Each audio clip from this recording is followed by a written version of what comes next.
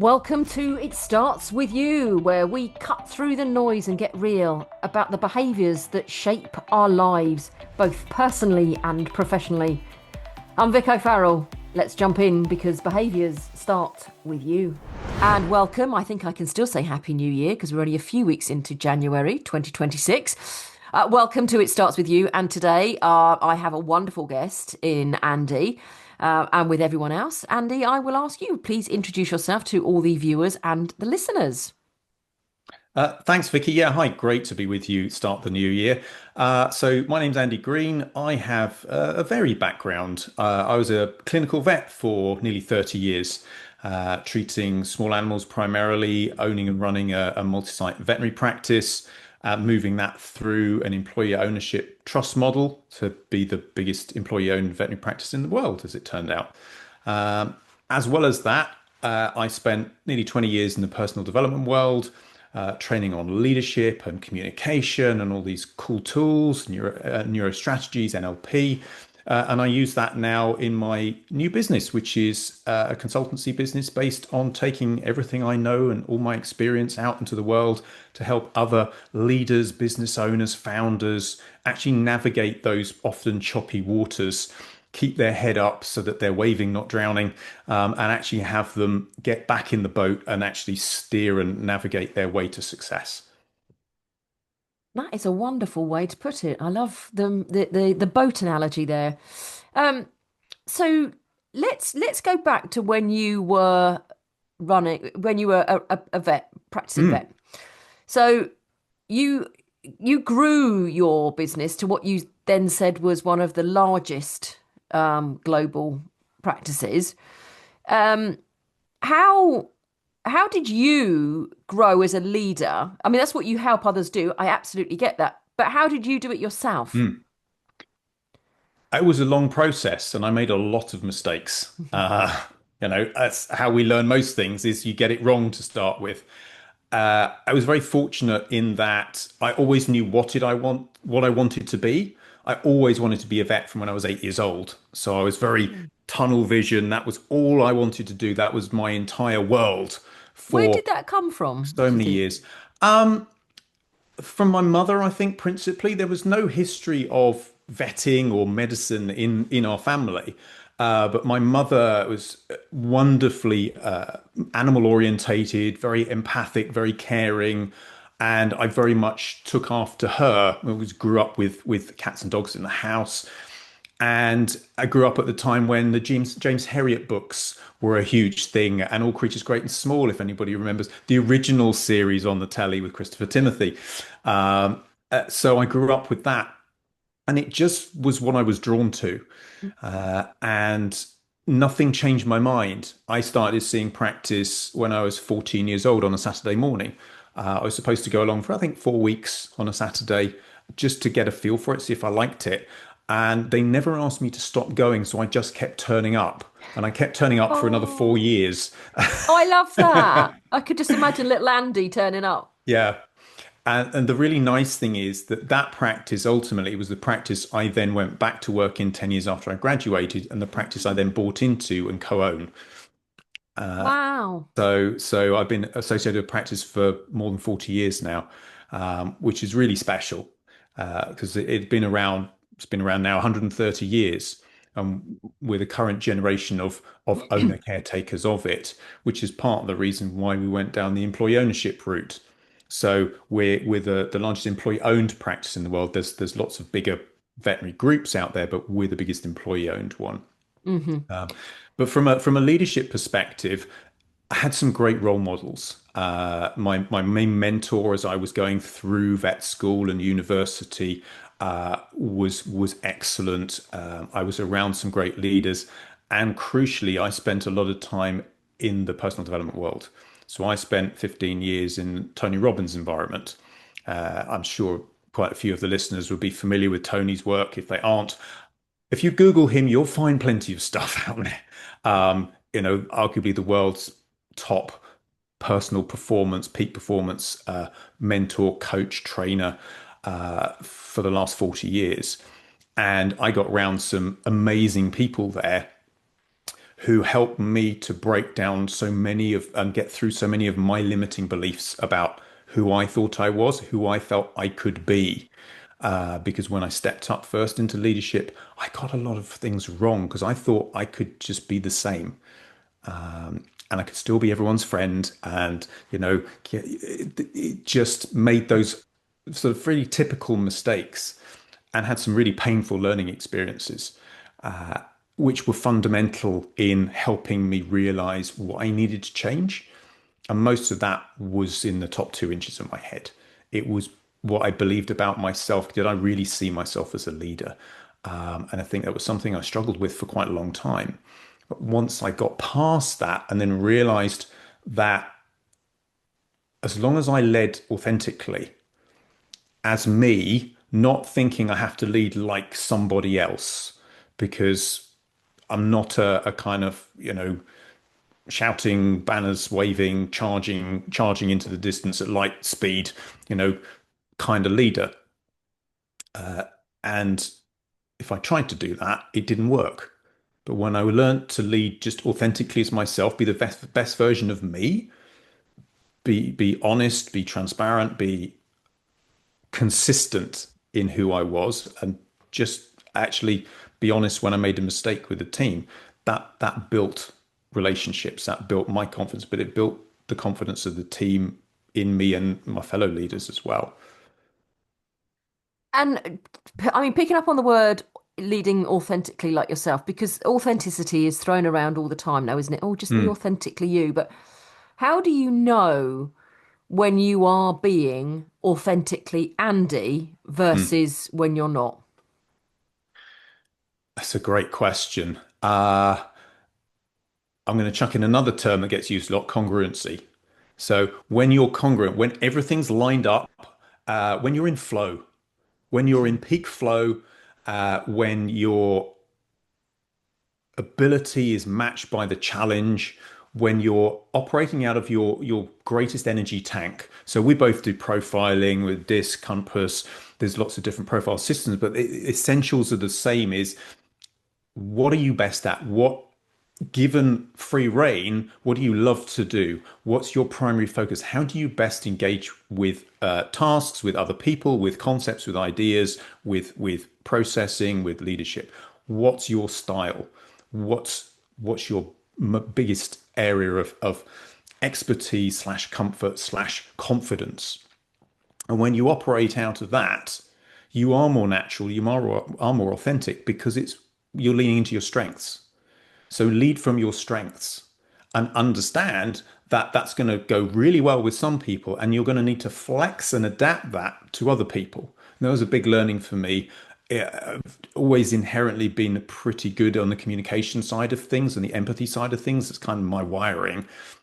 And I laid a whole load more skills on top of that to really train myself to do that much, much better so that it became automatic, so I Mm. can flex and adapt to whoever's in front of me.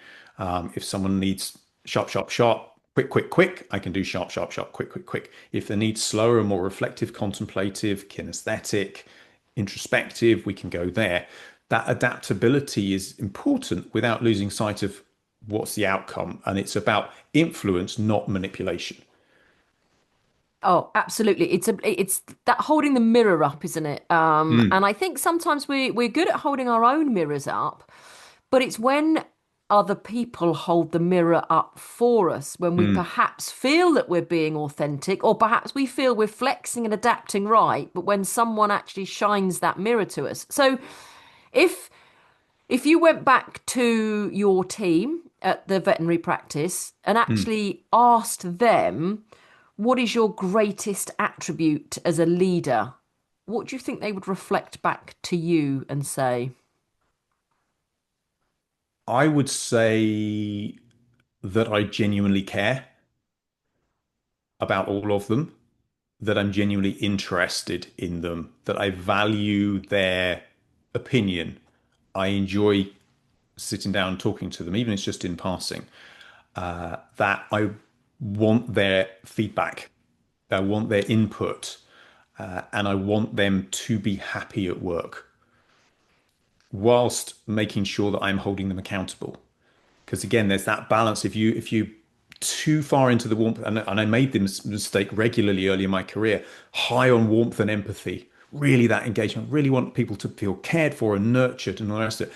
Not so good at enforcing the rules necessarily or having those assertive conversations, holding people to account and actually being really certain about, well, what's my perspective, what's my opinion, and not being too easily swayed by everybody else's when actually you know that yours is where you need to go, particularly as a leader. That and it's a balance. These paradoxical pairs of behaviors, these behavioral traits. It's so important to bear in mind because if we're too much of one thing and not enough of the balancer, it ceases to become a strength in certain areas and it starts to become a derailer potentially. It can actually trip us up. We think, yeah, but I'm so warm and empathetic. Yeah, but you're not getting to the point. So people actually they're not being held to account. And it's frustrating for the higher performers if anybody who's just dragging a bit isn't held to account and actually, I don't know, managed upwards, shall we say. So, in terms of personality, there, you're talking about having very yellow green energy naturally, Yes. which is the people side of things, whether we're talking disc or any of the other tools. It's very much the people side of things, but actually, the accountability and the structure, which is the very red and blue energy, Yeah. the task focused. But absolutely, sometimes I think because that's what we are, we think, well, if I'm using all of this is Mm. amazing. But like you say, and this is the biggest thing, isn't it, about behaviors? It's when you're with people who are polar opposite to your own, it's recognizing that they have completely different needs. And we're just Yes. talking personalities here. We haven't even gone into values. So, other than obviously using tools like disc and compass, how else can people help themselves if they don't know what their style is? Let's hit pause for a second so I can tell you how I work with leaders and teams to turn behaviour into results. If your team's stuck in the same old patterns, it's not just a skill gap, it's a behaviours gap. My multitude of workshops break those patterns and build stronger, more productive teams. It starts with you, and together we'll make it happen. I think one of the simplest ways is ask people you trust to give you an honest answer, a constructive answer. Again, as you said, that mirror being held up, feedback is really valuable when it's constructive and it's well thought out and it's well delivered. And there's a difference between feedback and criticism.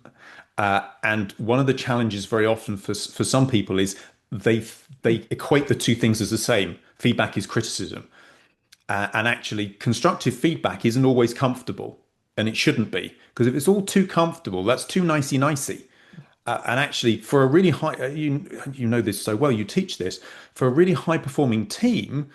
You've got to trust each other. That's that fundamental bedrock. But you need a healthy amount of debate, disagreement slash conflict on top of that to actually drive things forward, to make sure that there is innovation, there is creativity. You've got that little bit of creative dynamic and tension there because you're bringing in different perspectives and different viewpoints. And the same goes for feedback. I like feedback. I want feedback. And I'm like anybody else. I like to know what I did well. That's nice. Words of appreciation is my top love language. It's my top language of appreciation. Um, uh, but even more important to me is, and what could I do better?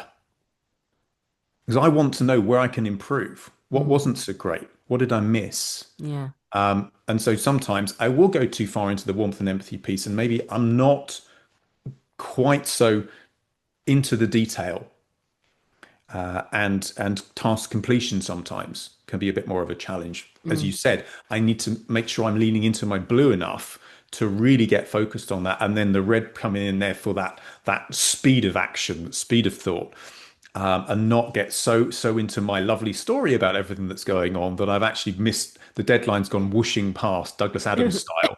Um, No, no, absolutely. I mean, when you talk about conflict there is a great episode, listeners, if you haven't heard the one with me and Jane Gunn, and she talks about conflict being a requirement that is needed, but to see it like rain. You know, you need rain to help the plants grow, not enough, and we have a drought, and too much, and we have a flood. So do go and find that episode. Um, let's take this into the world of veterinary practice, though, because Mm. not only are you dealing with your teams, and as a vet, obviously you're dealing with your colleagues, you're dealing with your customers, as in the pet owners, but then you're also dealing with the animals. And let's face it, most of them got some issue. That's why they're coming to the vets. Or it could just be for your annual jab, as I always take mine. But the animals don't talk. So how can you deal with animals? I mean, they also don't work with children and animals, don't they? But that's what you've done for your life. So Mm. how do you behave when it's coming to deal with an animal that might be in distress? That's where that emotional connection piece, that really being able to read body language. Because again, animals are, in many respects, the animals are the simplest part of our job, the most straightforward part. As you said, we've got to deal with team members. We've certainly got to deal with the pets owners, the clients, who often, if they're in front of us, a lot of the time they're worried, they're anxious, they're concerned, they're upset, they're emotionally attached to this furry slash scaly slash feathery member of their family. And some people, as I'm sure you know some people like this, have maybe even a better relationship with their pet than they do with their human family, or it's their last reminder of a lost loved one, something like that. The emotional bond there is tremendous. So there's a huge onus and responsibility on us to get it right when it comes to how we communicate with the patient, because that's primarily how I am communicating with my client is through the patient. So I'm Can you talking to give us an them. example there?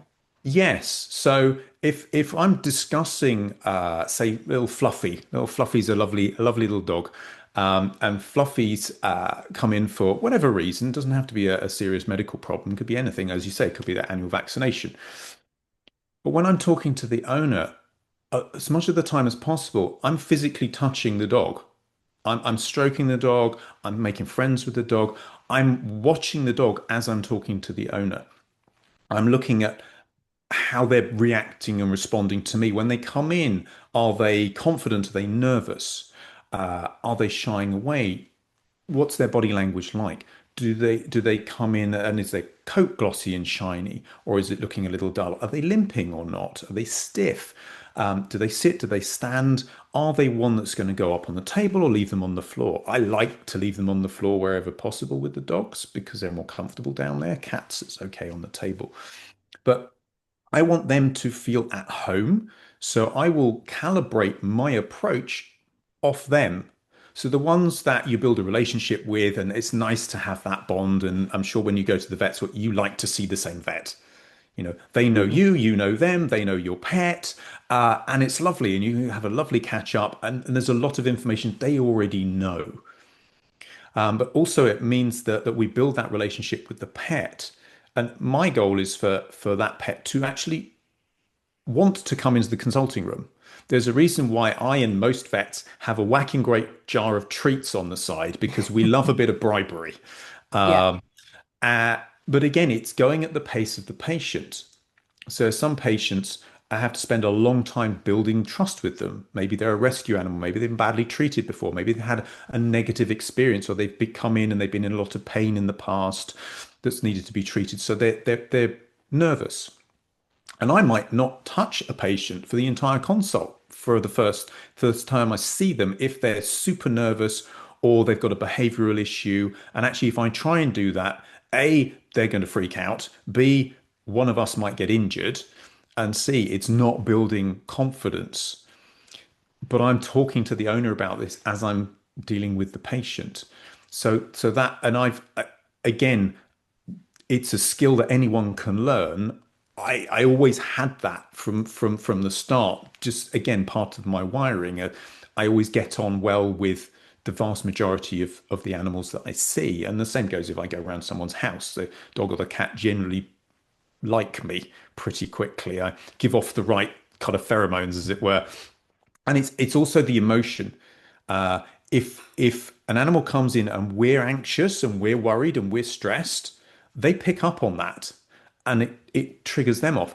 So again, if an owner comes in and they're really worried and upset, the animal can feel that. So they're going to feed off that. So part of my role in the concert room is to manage that energy, that emotional relationship as well, so that I'm hopefully calming the owner down if they need to be calmed and reassuring them we're having the right conversation, just to moderate and modulate the emotional temperature of the room, which means that the patient is calmer, we're all calmer, we have a better conversation, and I'm actually able to do more of what I need to do with the patient.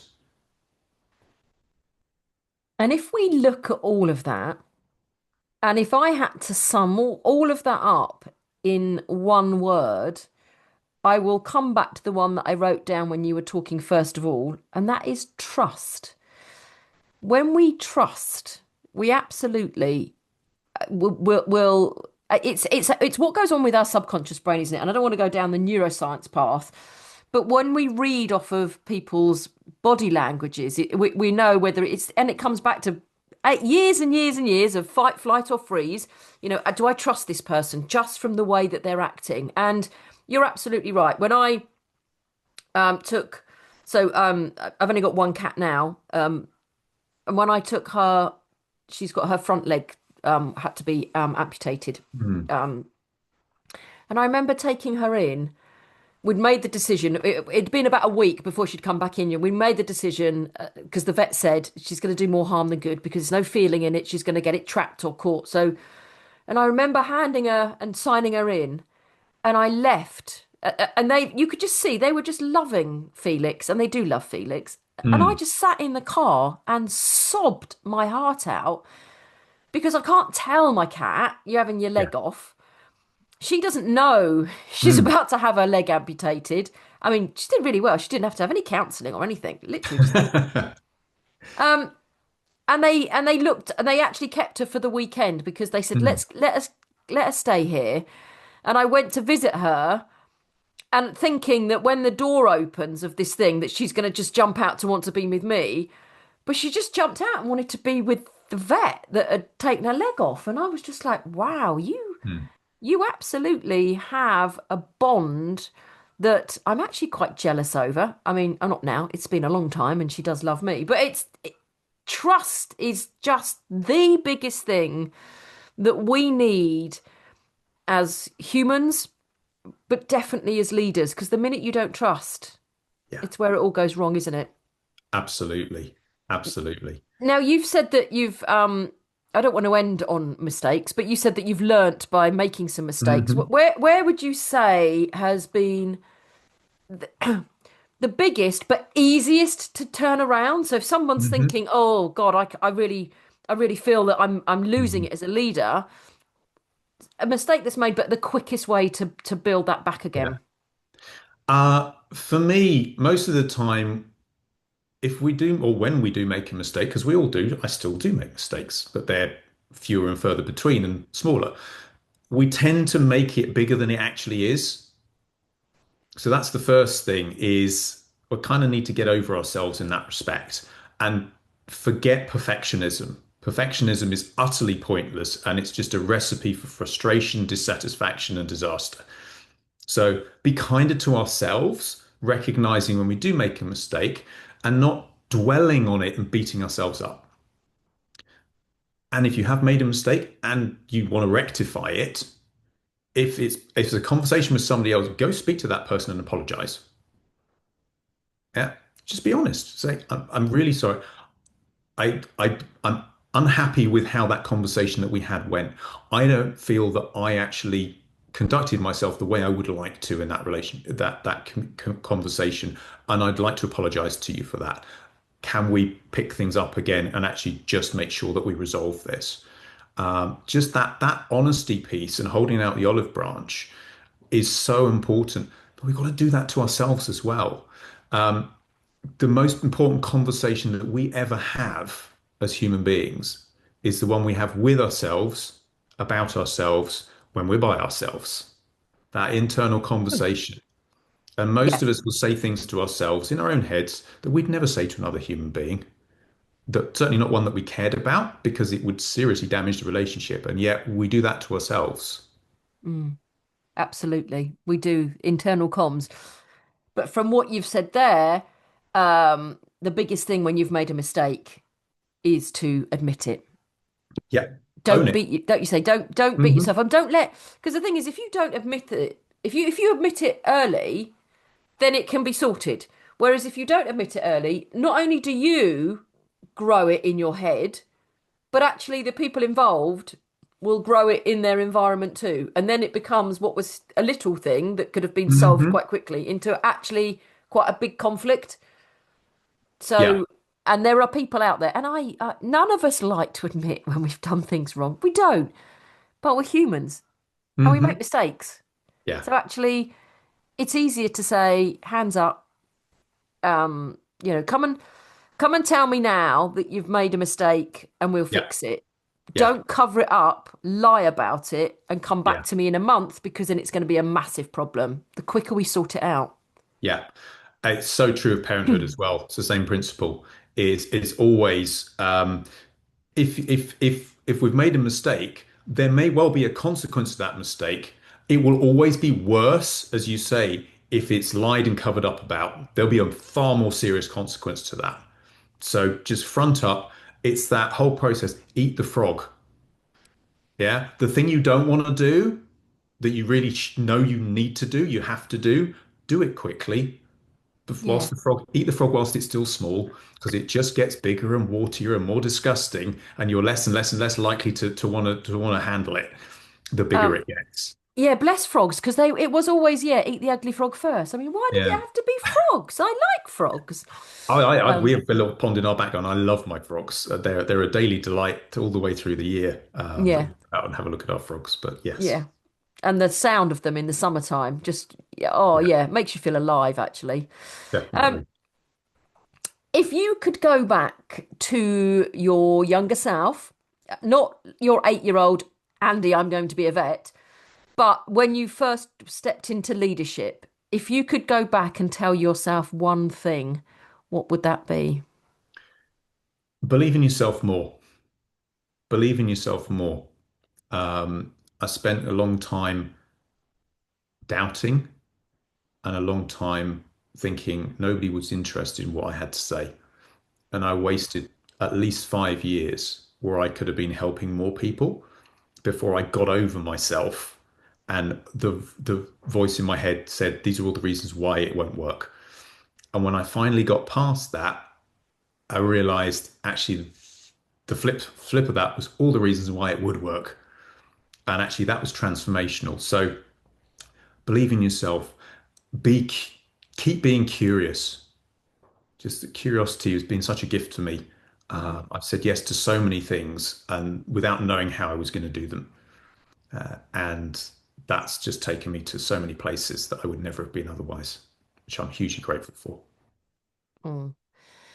And if you could leave our listeners with one piece of advice, and that might be somebody stepping into a leadership role or Hmm. somebody who's been doing it and doesn't know if they're doing it right or questions themselves, what what piece of advice or how would you tell them that they could go and do some self-help and some self-learn? What would you leave them with? For me, peer group is huge. So if you're trying to do it on your own, it's hard. And you will get there, but trial and error is a long, rocky road, and there's a lot of falling down the skin of your knees. Who you spend time with, who you become. So if you want to be a better leader, if you want to be the best version of yourself, spend time with people who are at the level you aspire to be at.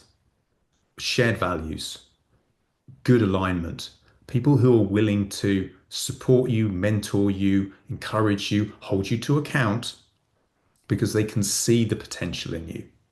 Hmm. People you trust. 100% people you trust. And at some point, you will have the opportunity to help them. Mm.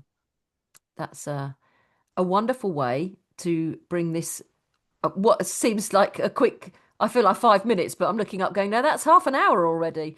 Andy, obviously, we're going to have all of your details in the show notes if people can get hold of you, but where's the place that you hang out most? Primarily LinkedIn.